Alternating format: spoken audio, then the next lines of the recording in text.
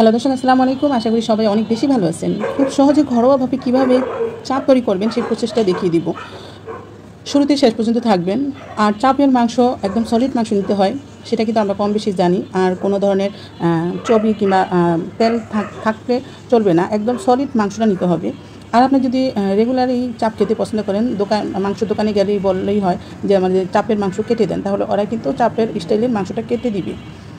তো আমি এখন ভালো করে ক্লিন করে নিয়েছি মাংসগুলা। চাপের মাংস ধোয়ার পর ঝোড়ায় রাখার পর এখন এটাকে থেতলে নিতে হবে। আর জোরে থেতলাবেন না, একটু আলতোভাবে থেতলাবেন যাতে পাটা পুতা না ভেঙে যায়। এর আগে আমি থেতলাইতে নিয়ে আমার পুতাটা ভেঙে গেছে, ওই যে ভাঙা পুতাটা রয়েছে দেখতে পাচ্ছেন। তারপরে নতুন পুতা নেওয়া হয়েছে, বাট এটার সাথে আসলে এখনও সেটিং হয় নাই। যাই হোক, তো হালকাভাবে থেতলে নিতে হবে। তারপরে থেতলে নেওয়ার পরে এখন আমি ঘরে থাকা যে মশলাটা সেটা কিন্তু দিয়ে দিব। জিরা বাটা, পেঁয়াজ বাটা, আদা বাটা, রসুন বাটা, কাবাব চাপের যে মশলাটা সেটা নিয়ে নিলাম। তারপরে বেশ পরিমাণ দিতে হবে শুকনা মরিচ, একটু ঝাল ঝাল থাকতে হবে। দিয়ে দিব লবণ, পরিমাণ মতন লবণটা অবশ্যই দিতে হবে। তারপরে ধনিয়া ফাঁকি দিয়ে দিব, ভাজা জিরা ফাঁকিটাও কিন্তু লাগবে। অল্প একটু সামান্য হলুদ দিয়ে দিলাম, দেখতেই পাচ্ছেন। যেহেতু অল্প একটু, বেশি না, সেজন্য উপকরণগুলো কিন্তু খুবই অল্প। তারপরে এখানে আমি বড় টেবিল চামচের 1 চামচ দিয়ে দিলাম টক দই। মশলা এখনও অনেক রয়েছে, অল্প অল্প করে দিচ্ছি। আর মিশ্রণটাকে মিশাবো। এই ভাজা জিরে দিয়ে দিলাম, যেটা জিরা ফাঁকিটা ওইটাও দিয়ে দিব।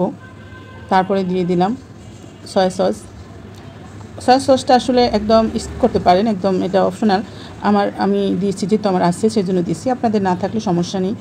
আর একটু কালারের জন্য ফুড কালার দিয়ে দিলাম। আপনারা যদি ফুড কালার না থাকে সেক্ষেত্রে একটু হলুদটা একটু বেশি দিতে পারেন। আর এখন কম বেশি সবার ঘরেই কিন্তু ফুড কালার অ্যাভেলেবেল পাওয়া যায়। তারপরে দিয়ে দিব 2 চামচের মতন, চা চামচের মতন টমেটো সস দিয়ে দিব। তারপরে সেম 2 চামচ মতন দিয়ে দিব সরিষা তেল। এক এক করে মশলা উপকরণ দিলাম। আর আমি কিন্তু মশলাটাকে মিশাচ্ছি, এটা ভালো করে মিশাইতে হবে। আপনারা মনে করবেন না যে মিশাই নেই, আমরা আসলে ক্যামেরার বাইরে কিন্তু মশলাটাকে ভালো করে মিশিয়ে নিছি। আপনারা ভালো করে মিশ্রণটা মিশিয়ে নেবেন, কারণ ভিডিও অনেক বড় হয়ে যায় দেখে আমরা যতটুক পারি শর্ট করে করার চেষ্টা করি। তারপরে যেই বিফ মাংসটা নিয়েছি সেটা কিন্তু দিয়ে দিচ্ছি, আর ভালো করে মেখে নিতে হবে। আর ভিউয়ার্স, আমি কিন্তু এর মধ্যে দিয়ে দিব 2 চামচের মতন পেঁপে বাটা। আসলে ওইটা আমার স্কিপ হয়ে গেছিলো, ভিডিওটা করা হয়নি। আমি যখন মাখামাখি করছি তার কিছুক্ষণ পরেই পেঁপে বাটাটা দিয়ে দিয়েছিলাম। এটা আপনি বলে দিচ্ছি, আপনারা পেঁপে বাটাটা অবশ্যই দিয়ে নেবেন। শিলপাটা বেটে পেঁপে বেটে তারপরে একটা মশলা করে তারপরে দিয়ে দিতে পারেন।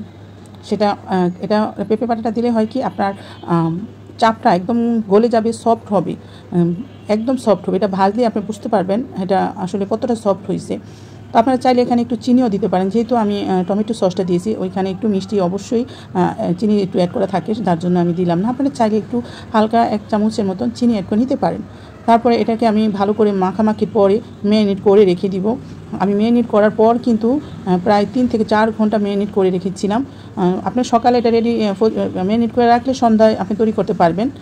তো আমি সকালের দিকেই ম্যারিনেট করে রেখেছি, আর সন্ধ্যার দিকে ভাজতে আসলাম। এখন দিয়ে নিব কর্নফ্লাওয়ার, কিংবা আপনাদের ঘরে যদি বেসন থাকে বেসনটা আমি একটু অ্যাড করে নিব। আমার যেহেতু এখন আসলে বেসনটা শেষ হয়ে গেছে, বেসনটা দিলে সবচেয়ে ভালো হয়। যদি বেসনটা না থাকে কর্নফ্লাওয়ার দিবেন, আর যাদের ঘরে কর্নফ্লাওয়ার না থাকে তারা বেসনটা দিয়ে নেবেন। এখন 12 মাসে এভেলেবেলেই বেসন থাকে ঘরে, যেমনটা আমার ছিল, বাট আমার এই শেষ হয়ে গেছে। তো যাই হোক, একটু ভালো করে মিশাইলাম। তারপরে সরিষার তেল দিয়ে এটাকে ফ্রাই করতে হবে। এখানে বেশ পরিমাণ সরিষার তেল দিয়েছি, ডুবা তেলে না। এখানে আনুমানিক 1/2 কাপ সরিষার তেল দিয়েছি। আপনারা চাইলে অলিভ অয়েল তেল তো ভাজতে পারেন, সয়াবিন তেল তো ভাজতে পারেন, এটা আপনাদের একান্ত ইচ্ছা। আপনারা যেটা মনে চায় সেটা দিয়ে ভাজতে পারেন। যাদের ঘরে যে তেলটা আছে সেই তেল দিয়েই ভাজতে পারেন। তারপরে উল্টে পাল্টে নিব, একটু ব্রাউন করে নেবেন। আসলে চাপের মাংসটা একটু ব্রাউন হলে ভালো লাগে, দেখতেও ভালো লাগে, আর খেতেও কিন্তু অসম্ভব ভালো লাগে। একটা পোড়া পোড়া স্মেল আসে, ভালো লাগে। তারপর আবার দিলাম, দেখতেই পাচ্ছেন একদম গলে যাচ্ছে। এটা কিন্তু আসলে যখন উল্টাইতে যাবেন তখনই এটা একদম ছুটে যাবে। পেঁপে বাটাটা দিলেই এই রকম একদম সফট হয়ে যাবে। আর ফ্রোজেন করা মাংসটা আসলে নিতে যাবেন না। চাপ খেতে হলে সরাসরি বাজার থেকে কিনে সেই মাংসটা দিয়ে চাপটা তৈরি করবেন, তাহলে চাপটা কিন্তু আপনার মনের মতন হবে। তারপরে চাপ খাওয়ার জন্য রুটি, পরোটা, লুচি যেটাই ইচ্ছা আপনারা নান সেটা দিয়ে খেতে পারেন। তো আজকে কিন্তু চাপ ভাজা কিন্তু আমার হয়ে গেল, আর সাথে কিন্তু রয়েছে সেই পাতলা করে অল্প তেলে পরোটা রয়েছে।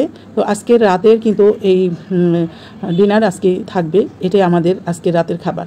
তো কেমন হয়েছে দেখতেই পাচ্ছেন, খুব সফট হয়েছে। তো আশা করি আপনাদেরও এরকম সেমটাই হবে। সবাই ভালো থাকবেন, সুস্থ থাকবেন, আর অবশ্যই রেসিপি পেতে হলে চ্যানেলটা সাবস্ক্রাইব করে নেবেন। দেশ এবং দেশের বাইরে থেকে যারা আমার ভিডিও ব্লগ দেখেন সবাইকে অন্তরঞ্চল স্থল থেকে অনেক অনেক দোয়া এবং ভালোবাসা। যেখানে থাকেন ভালো থাকেন, সুস্থ থাকেন। আল্লাহ হাফিজ।